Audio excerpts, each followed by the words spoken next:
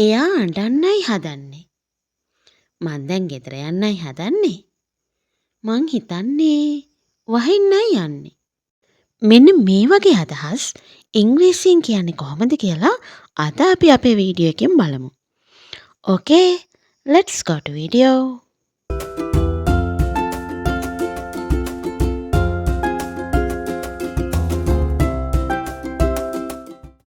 දැන් අපි මෙතනදී අදහස් කරන්නේ මොන හරි දෙයක් සිද්ධ වෙන්නයි යන්නේ කියලානේ. ඒකට අපි භාවිතා කරන phrase එක තමයි about to. about to කියන phrase එක අපි භාවිතා කරනවා near future එකේ. කියන්නේ ළඟදිම වෙන්න යන දෙයක්. දැන් එවැනි දෙයක් කියන්න එහෙම නැත්නම් එවැනි දෙයක් ප්‍රශ්නාර්ථයට නගන්න about to කියන phrase එක අපි යොදා ගන්නවා. එතකොට දැන් අපි හිතමුකෝ දැන් මොකක් හරි අපි කියනවා මොන හරි දෙයක් සිද්ධ වෙන්නයි යන්නේ කියන වාක්‍ය. එතකොට අපි යොදාගන්නේ මුලින්ම subject එක. ඊට පස්සේ be verb එක. ඔන්න ඊළඟට අපි ගේනවා about to කියන phrase එක. ඊට පස්සේ infinitive එක. infinitive කියන්නේ මොකක්ද කියලා ඔයාලා දන්නවා. infinitive කියන්නේ ක්‍රියාපදයක මූලික ස්වරූපය. දැන් අපි හිතමුකෝ go කියලා ගත්තොත් අන්න ඒක තමයි ක්‍රියාපදයේ මූලික ස්වරූපය. එහෙම නැත්නම් going කියලා අපි හදා ගන්නවා, goes කියලා හදා ගන්නවා. එහෙම නැතුව ක්‍රියාපදයේ මූලික ස්වරූපයට අපි කියනවා infinitive. ඔන්න එතකොට මොන හරි දෙයක් සිද්ධ වෙන්න යන්නේ කියලා අපි කියනවා subject එක, ඊළඟට be verb එක, ඊට පස්සේ about to කියන phrase එක, ඊට පස්සේ infinitive එක. ඊට පස්සේ අපිට වාක්‍ය විස්තර කරගන්න පුළුවන් එතනින් එහාට. දැන් උදාහරණයක් අපි හිතමු. එයා ගෙදර යන්නයි හදන්නේ. එහෙම නැත්නම් ඈ ගෙදර යන්නයි හදන්නේ. එතකොට subject එක she, be verb එක is, about to කියන phrase එක යොදනවා, infinitive එක go home. She is about to go home. ඈ ගෙදර යන්නයි හදන්නේ. මං හිතන්නේ තේරෙනවා. දැන් අපි මේක කතා කරමු. වාක්‍ය කිහිපයක් කතා කරලා අපි අලුත් ක්‍රමයක් අත්හදා බලනවානේ මේ දවස්වල ඩයලොග්ස් කිහිපයකුත් අපි කතා කරනවානේ. ඒ විදිහට මේකෙන් වාක්‍ය ටිකක් සහ ඩයලොග් කිහිපයක් සලකා බලමු. ඊට පස්සේ දැන් අපේ මොකක් හරි දෙයක් සිද්ධ වෙන්නේද යන්නේ කියලා ප්‍රශ්න කරද්දී අපි be verb එක මුලට ගන්නවා. ඊළඟට subject එක, ඊළඟට about to කියන phrase එක, ඊළඟට infinitive එක. ඔන්න බලන්නකෝ උදාහරණයක්. ඔයා යන්නද හදන්නේ. හරි සරල උදාහරණයක් අපි බලමු. ඔයා යන්නද හදන්නේ. එතකොට be verb එක තමයි ඔබ කියනකොට අපි ආ කියන එක නියදා ගන්න. එතකොට be verb එක are you subject එකත් එක්ක about to leave. Are you about to leave? එතකොට ප්‍රශ්න ගොඩනගා ගන්න තව ක්‍රමයක් තියෙනවා. question word එකක් මුලට යොදා ගන්නවා. ඒ කියන්නේ WH question word එකක් අපි why, what, where, which අනේ වගේ. එතකොට question word එක මුලට ගත්තාම ඔයා මොකක්ද කරන්න යන්නේ? මොකක්ද කරන්න යන්නේ? එතකොට what are you about to do? ඔයා මොකක්ද කරන්න යන්නේ?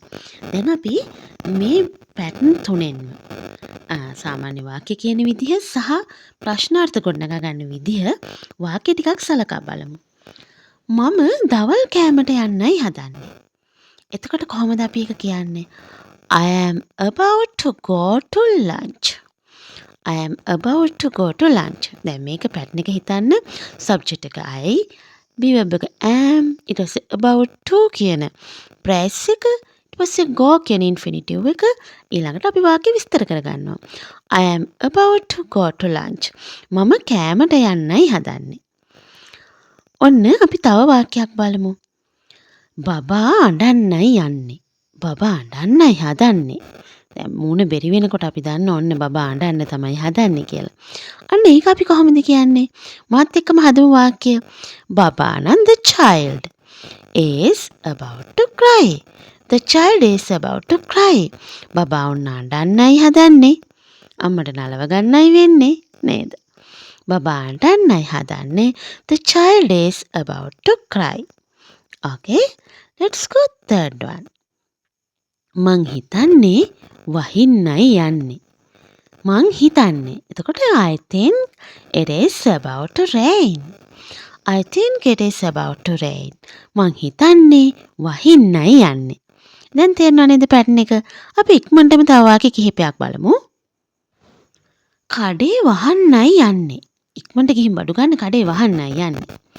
The store is about to close. The store is about to close. හරිම ලේසි. very easy. ඔයාලට තියෙන උනන්දුවෙන් උවමනාවෙන් ඇහුම්කන් දීලා මාත් එක්කම ප්‍රැක්ටිස් කරන්න. කඩේ වහන්නයි යන්නේ. The store is about to close. Okay? Let's go. Next one. Game එක එහෙම නැත්නම් ක්‍රීඩාව අවසන් වෙන්නයි යන්නේ. ක්‍රීඩාව අවසන් වෙන්න තමයි හදන්නේ. එතකොට කොහොමද කියන්නේ? ක්‍රීඩාව නම් the game is about to be over. The game is about to be over. ක්‍රීඩාව ඉවර වෙන්නයි හදන්නේ. දැන් මං හිතනවා ඔයාලට මේක තේරෙනවා ඇති කියලා. සාමාන්‍යයෙන් ඔයාලට එන අදහස්, ඒ කියන්නේ දැන් මේ පැටර්න් එකෙන් වාක්‍ය ඔයා පුළුවන් විදිහට පල්ලෙන් කමෙන්ට් කරන්න. අනිත් අයත් එක්ක ඔයාලගේ අදහස් බෙදා ගන්න. ඕකේ? අපි දැන් මේකේ ප්‍රශ්නාර්ථ කිහිපයක් සලකා බලමු. චිත්‍රපටිය පටන් ගන්නද හදන්නේ? Is the movie about to start? Is the movie about to start? දැන් මේ අපි කතා කරන්නේ ඊටාම මෑතක near future එකේ වෙන දේවල්නේ.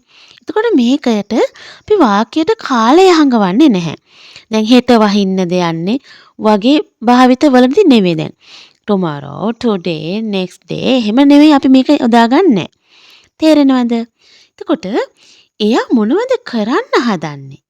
ඔන්න එතකොට අපි WH question එක මුලට ගන්නවා. What is he about to do? එයා මොනවද කරන්න යන්නේ? What is he about to do? එයා මොනවද කරන්න යන්නේ? ඔන්න ඔය වගේ අපිට වාක්‍ය ගොඩනගා ගන්න පුළුවන්. අපි තවත් ප්‍රශ්නාර්ථ පදයක් බලමු. ඇයි ඔයා යන්න හදන්නේ? කොහොමද මේක කියන්නේ? දැන් මාත් එක්කම ගොඩනගමු වාක්‍ය. ඇයි ඔයා යන්න හදන්නේ? Why are you about to leave? Why are you about to leave? ඇයි ඔයා යන්න හදන්නේ? දැන් I think you understand this. මං හිතනවා ඔයා මේක understand කරගන්න ඇති, තේරුම් ගන්න ඇති කියලා. And I like read your comment. මං කැමති වගේ comment කියවන්න. දැන් අපි මේ භාවිතයෙන් dialogues කිහිපයක් සලකා බලමු. ඔන්න බලන්නකෝ. Let's go for a walk. I want to get some fresh air. එකෙනෙ කියනවා let's go for a walk. අපි ටිකක් ඇවිදින්න යමුද? I want to get some fresh air. මට පොඩ්ඩක් පිරිසිදු වාතය ටිකක් ඕනේ. එතකොට ඔන්න කියනවා අනිත් එක්කෙනා I think it is about to rain. මං හිතන්නේ වහින්නයි යන්නේ. So maybe we should stay inside. ඔන්න ඉතින් ඒ හින්දා අපිට ඇතුළෙම ඉන්න වෙනවා. අපිට ඇතුළෙම ඉන්න වේවි. දැන් තේරෙනවනේ මේක සාමාන්‍යයෙන් අපි යොදා ගන්න විදිහ. අපි ආයෙත් ඒක බලමු. Let's go for a walk. I want to get some fresh air. I think it is about to rain. So maybe we should stay inside. So maybe we should stay inside. අපි තවත් උදාහරණ dialogue එකක් සලකා බලමු. ඔන්න එක්කෙනෙක් කියනවා What are you doing? ඔයා මොකක්ද කරන්න හදන්නේ? What are you doing? ඔයා මොනවද කරන්නේ? එතකොට අනිත් එක්කෙනා කියනවා I am about to go to lunch. මම ලන්ච් එකට යන්නයි හදන්නේ. Do you want to join me? ඔයාටත් මාත් එක්ක එකතු වෙන්න ඕනේද? එතකොට අරයා කියනවා sure. ඔව් පුළුවන්. සත්‍යකින්ම. What are you doing? ඔයා මොකද්ද කරන්නේ? I am about to go to lunch. මම ලන්ච් එකට යන්නයි හදන්නේ. Do you want to join me? ඔයාටත් මාත් එක්ක එකතු වෙන්න ඕනේද? sure. සත්‍යකින්ම. දැන් මං හිතනවා ඔයාලට මේක අපි වාක්‍යයකදී දෙබසකදී යොදා ගන්න විදිය තේරෙනවා ඇති කියලා. තවත් උදාහරණ කිහිපයක් සලකා බලමු. Where are you getting ready to go? ඔයා කොහේ යන්නද සූදානමින් ඉන්නේ? Where are you getting ready to go? I am about to go to the store. මං කඩේට යන්නයි හදන්නේ. I am about to go to the store. Do you need anything? ඔයාට මොන හරි ඕනේද? Can you get me some orange juice? ඔයාට පුළුවන්ද මට orange juice ටිකක් ගන්න? No problem. ප්‍රශ්නයක් නෑ. මං ගේන්නම්.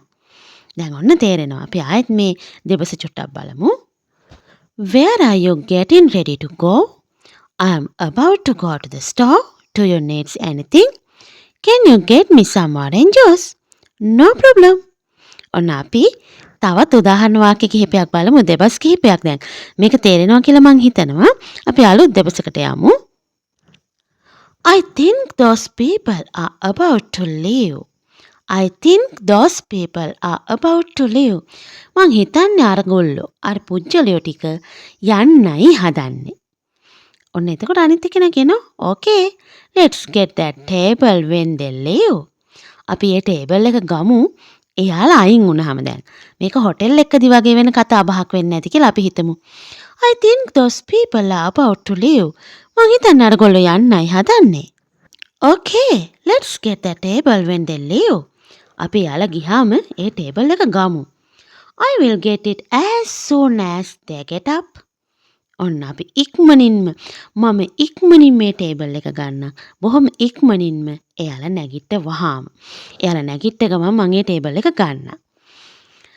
I think those people are about to leave. මං හිතන්නේ අරගොල්ලෝ යන්නයි හදන්නේ. දැන් තේරෙනවනේ භාවිතය. Okay, let's get that table when they leave. I will get it as soon as they get up. Okay, let's go next one. I am about to watch a movie. I am about to watch a movie. මම film එකක් බලන්නයි හදන්නේ. Nice. Can I watch with you? ආනේ හොඳයිනේ. මටත් පුළුවන් ද ඔයත් එක බලන්න. Of course. සත්තකින්ම. Of course. සත්තකින්ම. දැන් මං හිතනවා අද අපි කතා කරපු මේ භාවිත වාක්‍යයක යොදා ගන්න දෙබසකදී කතා කරද්දී එදිනෙදා ප්‍රායෝගිකව යොදා ගන්න ඔයාලට දැන් තේරෙනවා ඇති කියලා.